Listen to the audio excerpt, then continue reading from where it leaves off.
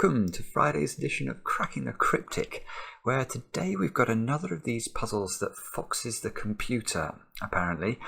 This is a classic Sudoku called noXing. I think that's how you say it. Anyway, it could be noXing, but I think it's noXing by Qinlux. Now, Qinlux is an amazing constructor. I say this because, well, I've done many of Qinlux's puzzles before, but also Qinlux recently sent us a Sudoku hunt that I've been working my way through, and let me tell you, the puzzles are just ridiculously good quality. So look forward to that over on Patreon as and when we can finally finish testing it. But this is another occasion when Mark's actually suggested what I should do is to put this puzzle into a solver, which I have done. Here it is. It's in the solver, and then show you what the solver makes of this when it tries to solve it. So this is Andrew Stewart's Sudoku solver. I don't know much about, I have to say, computer solvers, so this is the one I tend to use. You can see it gives it an extreme grade, and when we click on the take step, so it is actually getting some digits, and then the first thing it manages to do is sort of write down here, it's a WXYZ wing, which I think is something I think of as sort of a bent quadruple. At least I know what that is. 3D Medusa, I've got no idea what that is. Let's see what it's, grouped X cycles, more grouped X cycles. Oh, well, alternative inference chains, which is basically a euphemism for guessing. Yeah, more alternative inference chains, more alternative inference. You can see, basically, this is a solution with no elegance the computer is trying to find here. It's got, I mean, what on earth is that? A cell forcing chain. A grouped X cycle again. A cell forcing chain again. That one's got a sort of purple box in it. That's another cell forcing chain that seems to involve a purple box. I mean, this is like something you get in a mad geometry lesson. It's nothing to do with solving Sudoku. At least not the way I think about it. What's that? An XY chain. At least I know what that one is. But look, I don't think it's not added to the sum of human knowledge yet, has it? It's still not managed to get a digit, even though it's employing ever more crazy, mad techniques in order to make progress. It's more, it's got some digits. Okay, so I mean that took the computer about 25 lunacy steps in order to solve it. Now I'm hoping I will not be forced to go down the lunacy steps in order to solve it myself. But one thing I have been really enjoying about this sort of puzzle recently on the channel is that, you know, these puzzles are intended to showcase brand new techniques that the computers don't know, but that human beings can actually find. So hopefully we will discover that there is an elegant way of solving this puzzle that is nothing to do with cell forcing chains or whatever that thing was the machine found. Now, before we kick off though, just to mention, as we're doing a classic Sudoku today, hang on a minute, just a second, I'll have to pause. Sorry, that was a phone call I needed to take. No, what I was going to say was there has been this extraordinary Sudoku pack released just the other day by the Sudoku Cult, and this document is called the Sudoku Cult Gospel. And look at the authors of it: Shy, Philip Newman, Sam Kappelman-Lyons, and Jovial. Not Maverick, even though Maverick has just taken off as usual to fly past just as I start my video. Table of contents. Sophisticated, How I Disappointed My Parents by Majoring in Marine Biology, which is quite funny. But basically, each one of these puzzles showcases an advanced Sudoku technique and sort of teaches you about it. Now, Death Star 2 by Philip Newman. I mean, this really is. There's about 50 puzzles in this. It's quite extraordinary. So if you want to try these puzzles, An Octopus's Garden, then do. They're free. They're free, and we'll put them on our Patreon page. So go over to our Patreon page. There's a link to it under the video. I'll try and remember to put a link on the screen as well. Download this, and you can play these puzzles on whichever device takes your fancy by the looks of things, and learn about advanced advanced Sudoku, and why wouldn't that be a cool way to spend your time? Anything else to mention? We're really close to 400,000 subscribers, so please, if you enjoy the channel, do subscribe. And if you are a patron of the channel, it's very soon we'll be releasing the Patreon reward for October, which is an incredible Sudoku pack around lockout lines rules, and lockout lines rules, of course, featured in yesterday's puzzle. So we've got some amazing authors have contributed to that, and it's going to be well, we're already looking forward to the feedback because we know you're going to love it. Now, with all that said, let's get on to Qinlux's puzzle, and let me read you the rules. That won't take long. Normal Sudoku rules apply. There, I've done it. Do have a go. The way to play is to click the link under the video. Now, I get to play. Let's get cracking, and let's hope that we can do better than the machine did. So, I tell you what I should have done. I should have taken note of the machine did get some digits early, didn't it? So I should have actually looked at where those digits were so that I would have some idea where to start. But I didn't do that, so I'm going to have to refine the logic myself. I can't see much to do with 3s. Oh, I've got quite a few 4s. Ah, okay, well that's a 4, just by plain old Sudoku. Look, where can a 4 go in box 7? In fact, that's a 4 as well. Where can a 4 go in box 1? 4's locked into one of 2 places in box 3. One of 2 places by the looks of things in box 5. 5s. We've got 5s are locked into one of 2 places in box 7, look. And that gives us a 5 up there. I don't think the computer got more than 3 digits, at least early, so that could be, we could have already exhausted the sort of the giveaways that Qinlux has included in the puzzle. Let's just see if we can do any better with pencil marking. Yeah, we can pencil mark some 5s down here. We've got 6 5s in the grid. 7, 8... and this one where we can't pencil mark any better. No, okay, I don't think we're going to do much better with that. 6s, one of those 2 squares, one of these 2 squares. 7s, one of those 2 squares. We've only got 2 7s in the grid, so that's extremely ungenerous regarding 7s. 8s, you can see we can pencil mark into one of 2 places in box 5. We've only got 2 8s as well. What about 9s? 9s we can, well, okay, 9s are a little bit offset in box 8 there. Oh, and that's, okay, that's interesting, look.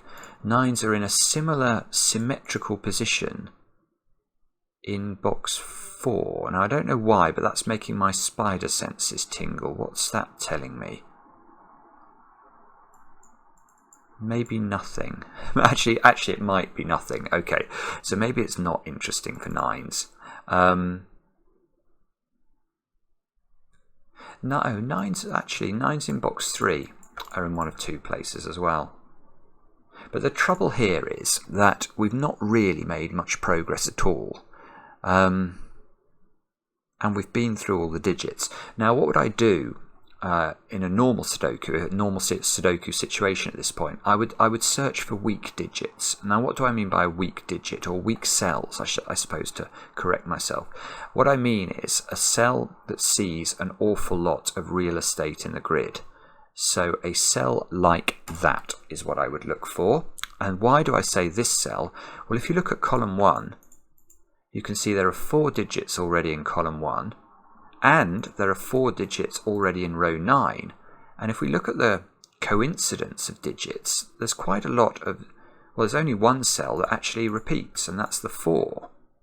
So that means this cell here is seeing at least, it's only seeing 7 different digits. I'm not surprised by that, because I think the computer only found 3 digits at the start of its journey. So if this had been a sort of naked single, the computer would definitely have found it. But that square there's got to be a 7 or a 9. It sees every other digit. It sees 1, 2, 3, 4, 5, 6, and 8. So this can only be 7 or 9. Now this is the sort of thing that we need to be interested in. So let me just give me a moment, and I will try and spot some more of these. So 2, 3, 5, 7. So that's 2, 3 or 7. We'll stick at the moment to pencil marking cells that can only be 2 digits, I think. 2, 3... No, I'm not doing very well at finding any of those. What about this column? We need 2, 3, 7, 8, 9. No. Oh, there you go. There's one. That can only be 2 or 3. That does actually see 7, 8 and 9 in a variety of positions around itself. Oh, that one's 7, 8 or 9. So this is not going very well at all. 1, 3, 6, 7, 8. Ah, okay. That one actually sees 1, 3 and 6, so that can only be 7 or 8. This square also, that can only be 1 and 7, because it sees 3, 6 and 8. Maverick's getting lower and lower in an attempt to distract me. 1, 3, 6, 7 and 8. No, okay. 1, 3... Yeah, no, hang on. I'm aligning this cell unfairly, aren't I? That cell sees 6, 7 and 8 as well, so that's 1 or 3. So there are 3 cells in box 4 that can only be 2 digits. Okay. Oh. What about that digit? That's a bit suspicious as well. That can only be 1 or 2. It sees 3, 4, 5, 6, 7, 8, 9 in a variety of weird places around it. So this square is quite restricted.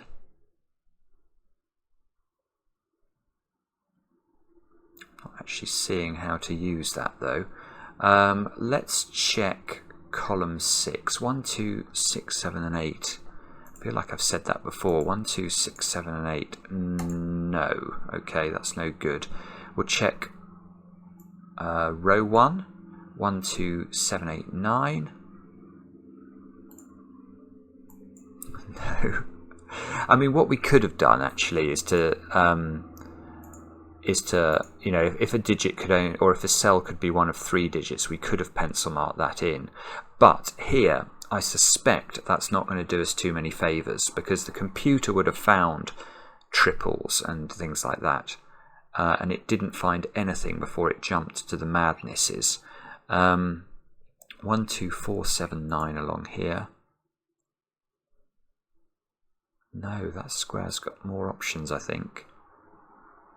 1, 2, 4. No. No, okay, so I'm really not doing very well here. I'm just going to check column 9 as well. We need 1, 2, 3, 8, 9. That square sees 1, 2 and 9, so I think that is restricted to being 3 or 8. Much good it'll do us. 2, 3, 8 and 9. Oh, okay, yeah, in fact, let's also... No, that one's... Yeah, this square is also restricted as well. 1, 2, 3, 8 and 9. So this square can only be 1 or 3. And we'll check the bottom row for 1, 6, 7, 8 and 9 and get nothing. Okay, so what do we do now? This is the question. And are our spider senses tingling about anything here? I suppose this cell is interesting. The 9s I still feel might be important somehow. Yeah, okay, what I'm going to do now is what I would do in a ordinary if I was in a competition. And so this sort of arrangement I always find interesting in classic Sudoku. In fact, I'm not sure it's going to be interesting here, but the 9 I wanted to focus on. So let's just explain why I think this geometry here is a little bit worthy of consideration. And that's because if we consider these 3 cells, obviously these 3 cells can be neither 2, 4 or 9. And that means that the digits 2, 4 and 9 in row 8 have to occupy 3 of these 6 cells. Now here it's not actually that useful because the 2 and the 4 already exist and have been placed in row 8. The 9, yeah, you see the 9 has to be in one of those 2 cells. And this is sort of the bedrock as well of difficult techniques in Sudoku, is if you can lock a digit into exactly 2 cells in a row or column. So here, the 9 can only go in 2 positions in row 8. So I'm immediately scanning upwards to see whether I can lock 9 to exactly 2 positions in other rows as well, hopefully that align in the columns, and you can see I can't. So this was a complete fool's errand. But I mean, this is what I would do. So I'm going to have to do things like this. So let's see if we can spot anything else in the way. Yeah, this 1 2 4 triple here is also the sort of thing I would look for, because again we can run exactly the same logic that we just did with the 2 4 9 triple here. This time we can do it on column 1 and row 9, because we know we've got to place 1. It's not going to be good, I don't think, because we know we've got to place 1 2 and 4 in this column. So that means the 1, 2 and the 4 have to be in those 6 cells. Now here, unfortunately, we have got a 1 and a 4 already, so the 2 is in one of 2 places. Let's highlight that and see if we can spot anything off the back of it. And yes, actually we can, look. Nearly. I was getting very excited then, but unfortunately this little cell has rather ruined the party. So it's very close to being an interesting pattern. The 2's in column 1 are limited to exactly 2 cells.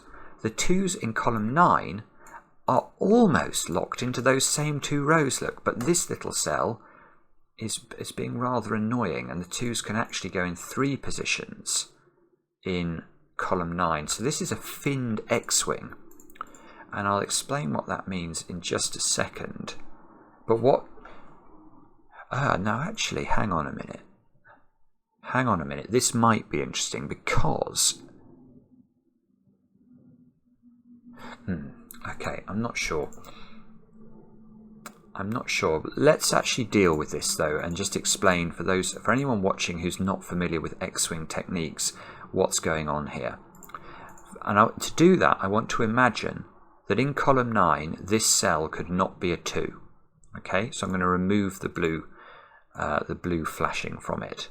Now, if this was the pattern of 2's in column 1 and column 9, we would have something called an X-wing, and it's quite powerful. In fact, in this puzzle, it's very powerful because it would give us this digit.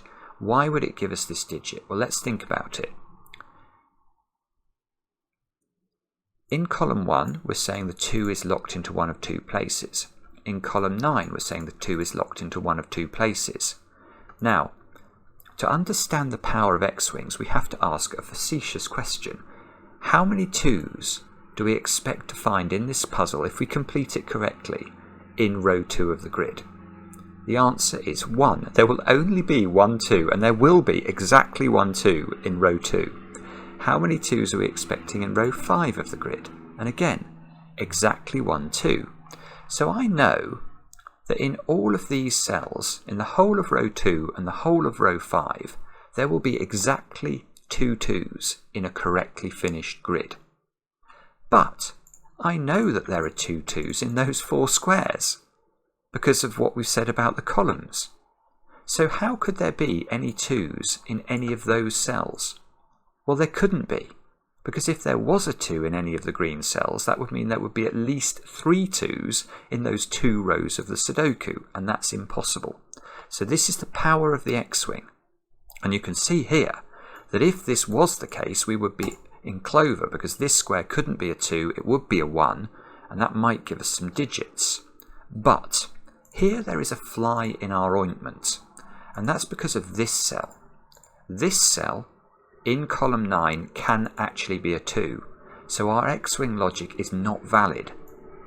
But we can ask some tricky questions here regarding this cell, because this cell is affected both by the possibility of the X-wing and the possibility of the fin. Let me explain what I mean. In the finished grids of this puzzle, there's a binary situation that exists at this point. Either the X-wing is true, in which case this square can't be a 2, or the fin is true, in which case this still can't be a 2, because if the fin is true and it's a 2, it sees this cell. The same is true for this cell, actually, but that cell's a bit less interesting because there's already a 2 in the column, so that's why I didn't highlight it. So, what does all this mean? The answer is, I don't know yet, but what it does mean is that this square can't be a 2. And that is about as useful as a chocolate teapot, I think. 1, 4, 6, 7, 8. Yeah, that's completely useless, sorry. But it was a bit interesting. Now let's come back to this then, because we can run the same analysis here on row 9, although it's going to be on 1s if we... Yeah, so just thinking about the same thing in row 9, again, running the trick of saying there's a 1, 2, 4 here, the 1, 2 and the 4 in row 9 can't go in those 3 squares therefore, so have to occupy 3 of these 6 cells. Unfortunately, we've already got 2 of them placed, so the 1 has to be in one of those cells. And that actually... right, there's something going on here. There is definitely something going on here, because if you look at 1s, you've got something very similar going on to what's been going on in 2s, but this time in the rows. So in row 9, the 1 is in one of 2 places, and in row 1, the 1 is in one of 3 places, but it's exactly the same pattern, just shifted round the grid. So this square here, oh, this is weird. This is weird because if this square here is not 1, then this square is a 2. But if this square here is not 2, then this square here is a 1. There's sort of an overlapping finned X-wing. So let's... Obviously, the finned X-wing works exactly the same way for 1s as it did for 2s. Let's just remind ourselves how that works. So the 1 in this row is in one of 2 places. The 1 in row 1 is in one of 3 places. So either this is a 1, but if this is not a 1, then we know that there can't be 1s in any of those cells. Yeah, this is sort of a... Right, I've got it. Right, I now understand what's going on, I think. Oh, in fact, I've got a digit. This digit. I've got this digit, and this digit, and I've got this digit without doing anything complicated. This is beautiful. This is really beautiful. Let us pray. No, we're not going to pray. What we're going to do is admire. We are going to admire Qinlux's genius here, because the question I want to ask is what goes in this cell. In fact, let's actually label this cell. What are the so this cell is 1, 2, 8 or 9, I think, according to just comparing the digits it sees. So it's 1, 2, 8 or 9. What would happen if this square was an 8? And the answer is really, really beautiful, because if this is an 8, we complete our 1 X-wing, which tells us there is no 1 in any of those cells. So this square would have to be a 2. But in making this an 8, we complete our 2 X-wing, and that means this square cannot be a 2 either. So by making this cell not 1 or 2, you break the puzzle. You force this cell to have no options at all. And that's because you've sort of got this, you're creating a double X-wing pointing at the central cell of the grid. It's just beautiful. I have seen overlapping X-wings before, but I've never seen an overlapping finned X-wing, and I've never seen an overlapping finned X-wing where the overlap has to be true, if you like, in the sense that this digit here has to be a 1 or a 2, because if it's not, if it's an 8 or a 9, you've broken the puzzle. And this is why I think we're going to get digits here, because this square now has to be a 1 or a 2 or you break the centre. And therefore we've got, if you look, we've got 2 places for 9s pencil marked. Well, that square's going to have to be 9. I was sort of lost for... Oh, that's going to give us a 9 here. Good grief. And a 9 here. This is just quite stunning. It is quite stunning setting. I'm a bit lost for words by that. I can understand now why this puzzle has come with such high praise attaching to it. Because it's just crazy clever to set that up like that. And it was very findable. This is, again, a mark of absolute genius setting. It's one thing to have the idea that this thing could exist. But imagine if somebody came to you in the cold light of day and said, look, I've got an idea. What we could do is have a puzzle with overlapping finned X-wings where the fin had to be true. Go and make a puzzle like that. Now, I think for most of us, we go, oh, well, okay. But it would take, it would probably take several weeks to really understand the nature of the problem, let alone to come up with something this elegant that sort of executes it. But that's exactly what Qinlux has done, and it's just sublime. Now, and I can see what will make it even more sublime is if it now just finishes easily, because that will be hilarious. In placing this 9... Oh, look, we're going to get all the 9s in the grid, I think, because that's not a 9 now. That's a 9.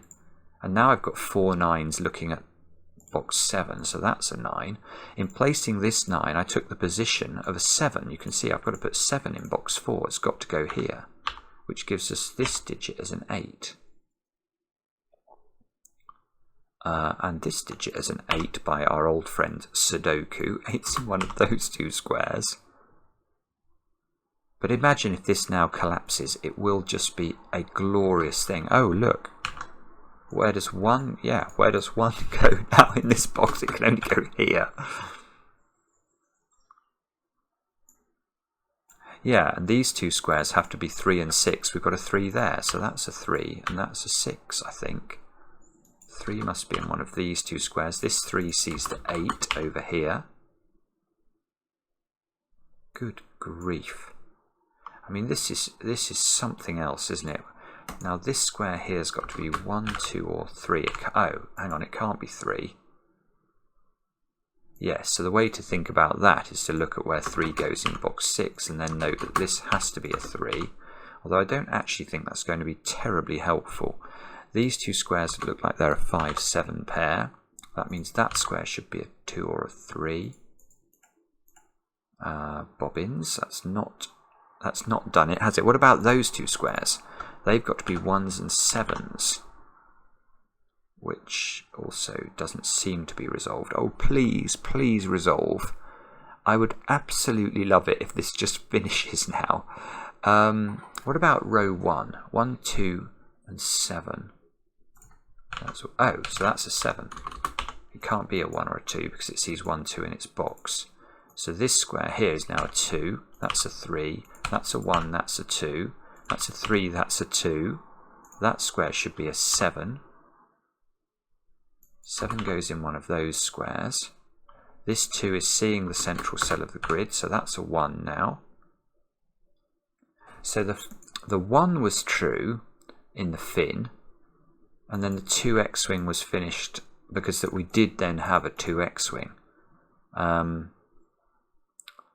And now I do feel like we've actually got quite a lot of digits all of a sudden, so hopefully this 7 is resolving the 7 and the 1 at the bottom of the grid. That 7 is seeing that cell, which is nice. 1s must be very nearly done. There's a 1 here by Sudoku.